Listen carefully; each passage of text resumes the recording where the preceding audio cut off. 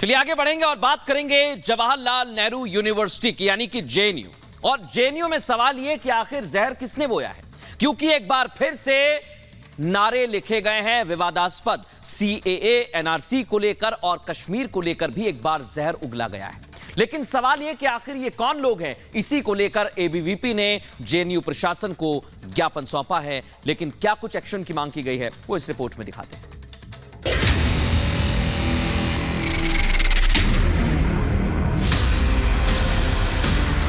JNU में विवादित नारे किसके सहारे? स्लोगन पर सवाल, कौन मचा रहा बवाल? देश के नाम पर जहर, कौन जिम्मेदार? दिल्ली का जवाहरलाल नेहरू विश्वविद्यालय एक बार फिर से सुर्खियों में है। एक बार फिर जेएनयू में देश विरोधी स्लोगन लिखे नजर आए। एक बार फिर टुकड़े टुकड़े गैंग की साजिश बेनकाब हुई।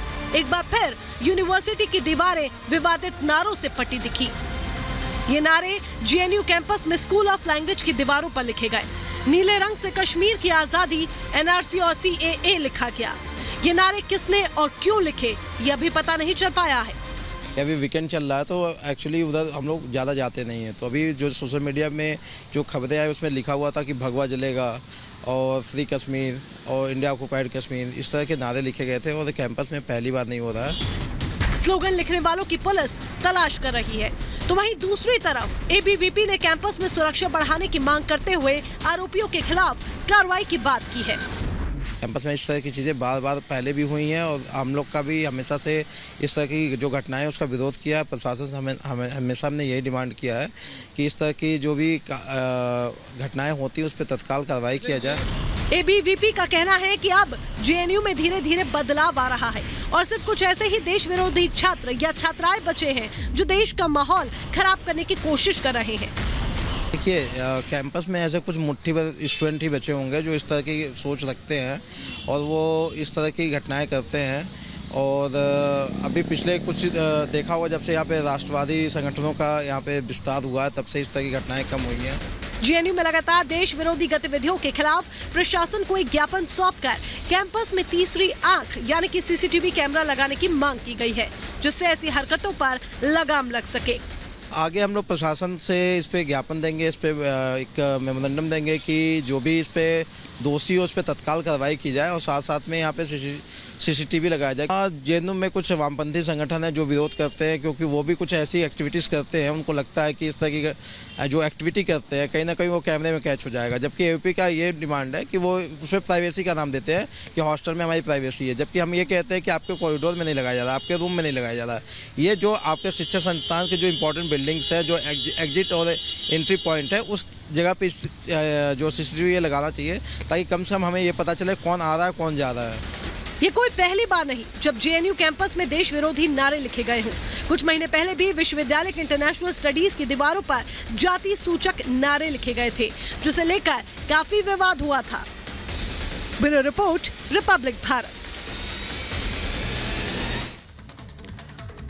और बात करेंगे ब्रिटेन की, जहां खालिस्तानी आतंकियों की काली करतूत रुकने का नाम नहीं ले रही है। स्कॉटलैंड में भारतीय उच्चायुक्त विक्रम दोरईस्वामी को रोका जाता है। उनकी कार को 3 खालिस्तानी समर्थकों के द्वारा घेरा जाता है। वो कार से पहले बाहर निकलते, उसके पहले ही उनकी कार का शीशा तोड़ने का प्रयास किया जाता है। इसी तरह की करतूत आज एक बार फिर से ब्रिटेन में देखने को मिली है, जहां एक शख्स के घर के बाहर हमला किया जाता है। लेकिन इसके पहले आपको ये विक्रम दोरईस्वामी की तस्वीरें दिखाते हैं। गुरुद्वारे जा रहे थे ग्लासगो में, एक गुरुद्वारे के द्वारा वहां पर कार्यक्रम रखा गया था जिसमें वो शामिल होना चाहते थे, लेकिन उन्हें बीच में ही रोक दिया जाता है। वो कार से बाहर निकले, इसके पहले उनकी कार को घेरा जाता है और उसके बाद कार का शीशा तोड़ने का प्रयास किया जाता है। भारत ने कल ही इस नीति को लेकर के, जो समर्थक हैं वहां पर जिस तरीके की नीति और रुख अपना रहे हैं, उसे लेकर के कड़ी प्रतिक्रिया जाहिर की थी। लेकिन आज जिस तरीके से फिर से एक बार यही तस्वीर देखने को मिली है कि भारतीय समुदाय के सिख जो व्यक्ति है उसके घर के बाहर यहां पर हमला किया जाता है, उसकी गाड़ी को नुकसान पहुंचाया जाता है। ये 3 तस्वीरें आपको दिखा रहे हैं। यूके में राजनयिक पर हमला होता है। विक्रम दोरईस्वामी की ये तस्वीरें हैं, जब वो गुरुद्वारा जा रहे थे उन्हें रोका जाता है, उन पर हमला किया जाता है, भारतीय समुदाय पर अटैक किया जाता है, उसकी गाड़ी को नुकसान पहुंचाया जाता है। वो शख्स सामने आता है और बताता है कि किस तरीके से उसे यहाँ पर धमकी भी दी गई है और अब भारत के द्वारा ब्रिटेन से कार्रवाई की मांग की जा रही है।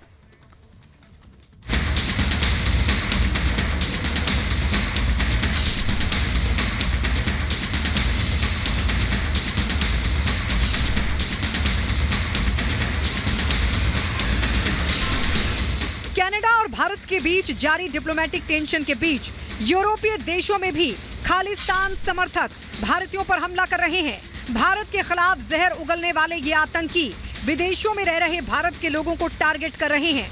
एनआईए के ताबड़तोड़ एक्शन से भारत को तोड़ने की साजिश रचने वाले ये सभी बौखलाए हुए हैं।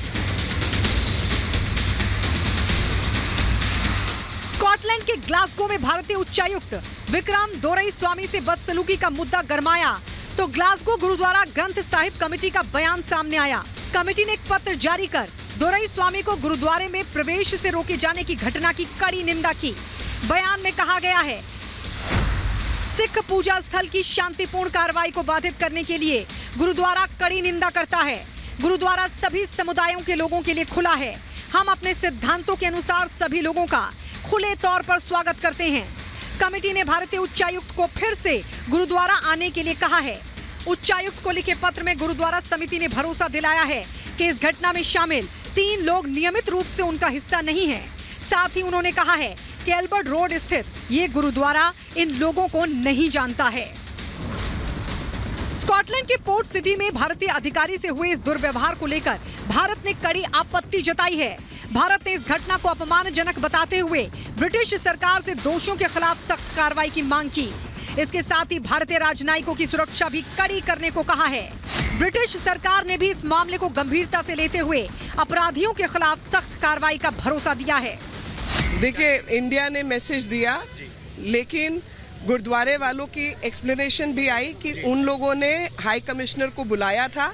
जो लोगों ने ये हरकत की वो गुरुद्वारे का हिस्सा नहीं है और यही बात बार बार सबके मन में समझ के जानी चाहिए कि सब लोग खालिस्तानी नहीं है।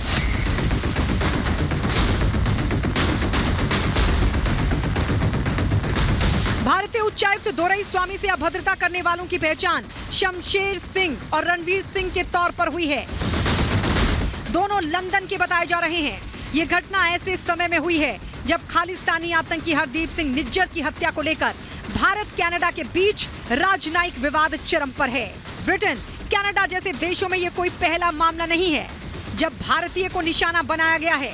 भारतीय राजनयिकों के साथ पहले भी ऐसी हरकतें हो चुकी हैं। इसकी वजह साफ है, इन देशों में लोकतांत्रिक अधिकारों के नाम पर ऐसे आतंकी संगठनों को खुली छूट मिलना।